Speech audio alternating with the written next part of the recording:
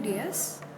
In today's class, we'll be discussing a poem, Pictures Drawn on Water, written by the poet K. Satchidanandan.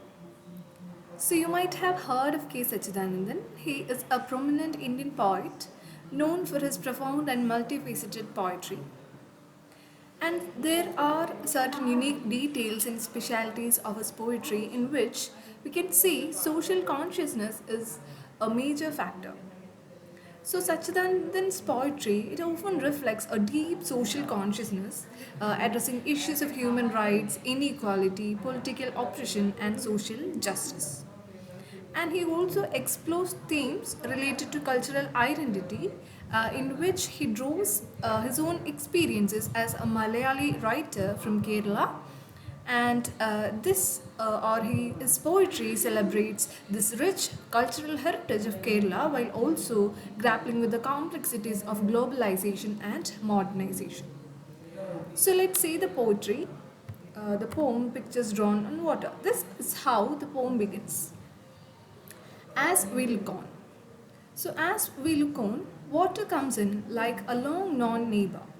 Through the gate to the courtyard, from the steps to the corridor, from the drawing room to the storeroom without caring to announce its name.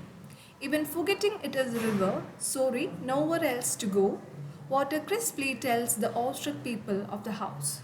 So this is how Satchidanandan begins this poem. So in the first lines itself, it's clear that the river or the water is personified, or it is considered as a long known neighbor. So as the people in the house looks on, the water comes in and it appears or it comes in like a long known neighbor, and it suddenly enters the house, and it's kind of surprising but somewhat familiar. So while it comes to the gate till the courtyard, and from the courtyard it comes to the steps and to the corridor, and then to the drawing room, and then to the storeroom, and then it goes on. So without announcing its name or without familiarizing itself, it suddenly enters the room, and then it slowly it enters the kitchen, devours whatever it sees, goes to the bedroom, stretches itself behind the door left ajar, then slowly it wakes up, straightens it back, and scares the residents with its exposed muscles. It breaks fast on whatever it comes across, touches the ceiling with its swollen belly, until the people in the house exclaim in fear, "We shall leave, we shall." So in this stanza, the poet actually explains how the water comes in during the time of flood. This poem is basically written during or written based on the flood that happened in 2018, and in this stanza he clearly expresses how the flood has affected, or what impact the water coming into their houses have had on the people. So slowly this water, it enters the kitchen and devours whatever it says. So whatever it says in the kitchen, it devours it and goes to the bedroom. Then it gets into the bedroom and stretches itself behind the door left ajar. So like taking rest, it has reached the bedroom now. And then slowly it wakes up, straightens it back, and scares the residents. By the time water has reached the bedrooms of their houses, the residents, the people who live there, they might have been scared with its exposed muscles. So it's the power, or the scary feeling that water has given on people. So it breaks fast on whatever it comes across. So whatever it sees in its path, it devours it and touches the ceiling with its swollen belly. And now the water has reached into the heights of the ceiling, until the people in the house exclaim in fear. By now, the people there in the house, they might be in fear, and they'll exclaim, "We shall leave, we shall." And in the next stanza, we can see the boat. There is the next section, the boat. In this session, the lines like this: a sick mother, pregnant daughter, a son who looks after all at home.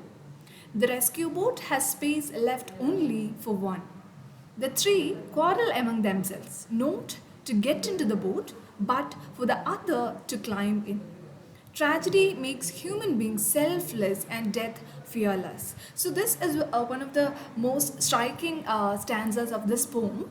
And in this stanza, we can see there are three people in the stanza, mentioned in the stanza, and the title is The Boat. So this is one of the situations we have faced during the 2018 flood. And in this stanza, let's see who are the major characters. A sick mother is there, a pregnant daughter is there, and a son who looks after all at home. A son who takes care of all their things at home. These three people are there. So the rescue boat which has come to rescue them has only one space left. And the three quarrel among themselves. These three people, the sick mother, pregnant daughter, and the son, quarrels among themselves. But the quarrel is not for who will get into the boat, but for the other to climb in. Each of these person wants the other person to climb in.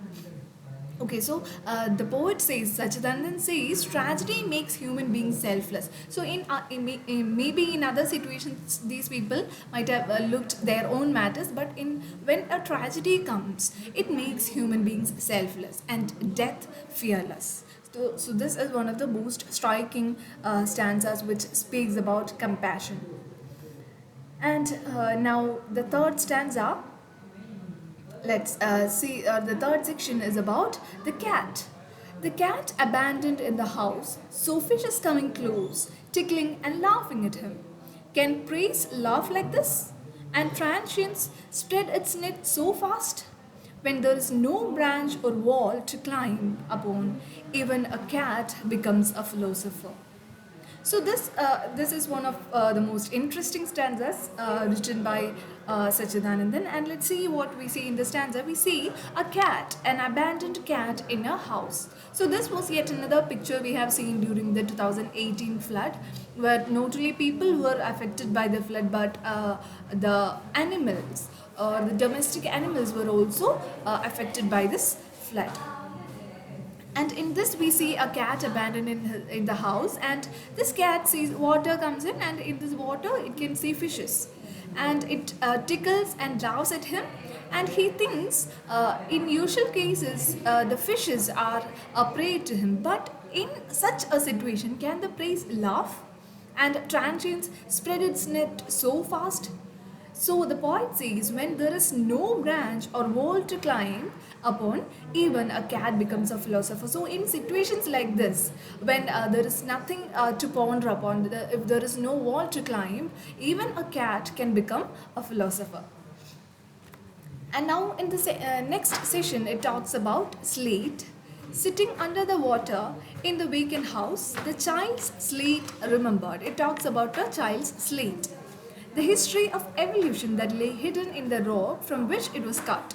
The words and sketches scrawled on its grey surface by tiny hands. Now, the slate is thinking of creating a new universe within its four wooden frames. It dreams of a sky where letters rise like stars.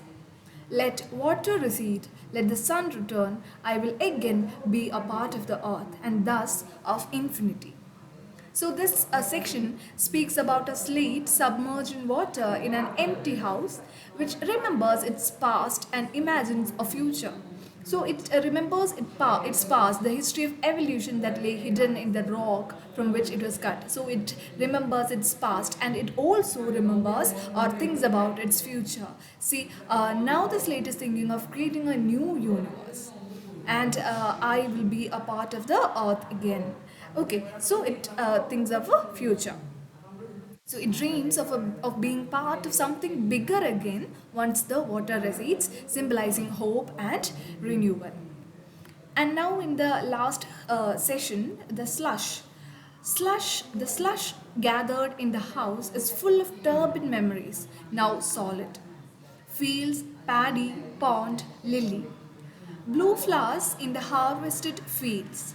Children racing to gather flowers. Little flower baskets hanging from their necks. Parrots like flying green coral leaves. Yellow butterflies as if on fire. The tranquil high noon of grazing cows. The dawn of men and bulls. Dark hands sowing seeds. So this is the final session This is how the final session begins. And in this stanza, it talks about the beginning of life, like the first fertile day of the earth after rain. So in that we can see fields, paddy, pond, lily, in which blue flowers is harvested in the fields, and children who race to gather these flowers. And when they race to gather the flowers, there will be little flower baskets that hang from their necks. And there will be parrots which can be seen, like green coral leaves, and yellow butterflies can be seen. Everything symbolizes the beauty of the earth or nature. And it describes how new growth emerges from the earth's slushy soil, symbolizing resilience and the cycle of life. So the tranquil high noons of grazing cows, the dawn of men and bulls, dark hands sowing seeds. And this is how the poem ends. The lean hands of the rain, the first fertile day of the earth, when it was burned out and it had rained, turning the soil into slush, the first blade of grass. So, this is how the poem ends by talking again about the first fertile day of earth after rain. How beautiful it was. So, through this poem, the poet has been able to convey the effects the flood, the 2018 flood has had on the people around us. So, I hope you have understood this poem. So, thank you.